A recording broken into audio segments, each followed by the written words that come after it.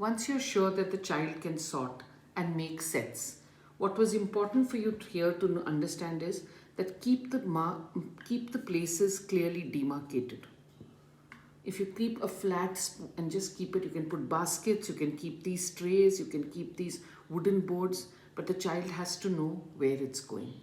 And it is always better when you begin sorting that the sample of the stuff that you're sorting is already there. So the child has to only match.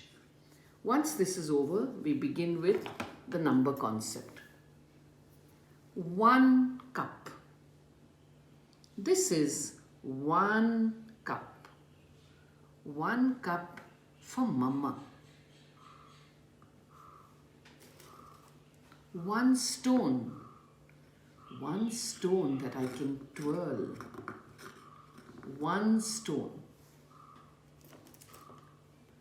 1 umbrella for the little elf. 1 umbrella.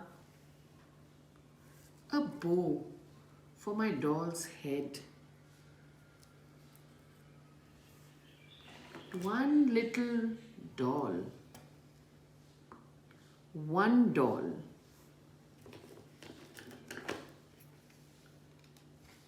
And 1 saucer. 1 saucer. This is 1 cup for mama. This is 1 stone that I can twirl. This is 1 umbrella, 1 person, 1 bow, and 1 saucer. Please choose objects that the child is very familiar with. All the names that she knows. This is not about object recognition. It is about for her to get a visual map of what 1 looks like. If you want at this juncture, you could ask her, can I have 1 stone? And she puts it in your hand. Thank you. Can I have 1 umbrella? 1 umbrella.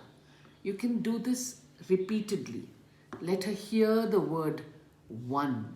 Hear it. First you just hear it and you see the object as 1. Once this is done, you can introduce the visual for it and say, this is what 1 looks like. 1. It stands straight and tall. 1. 1. Straight and tall. 1 cup. 1 umbrella.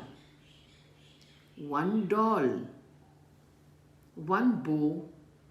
1 stone. 1 saucer. Thank you.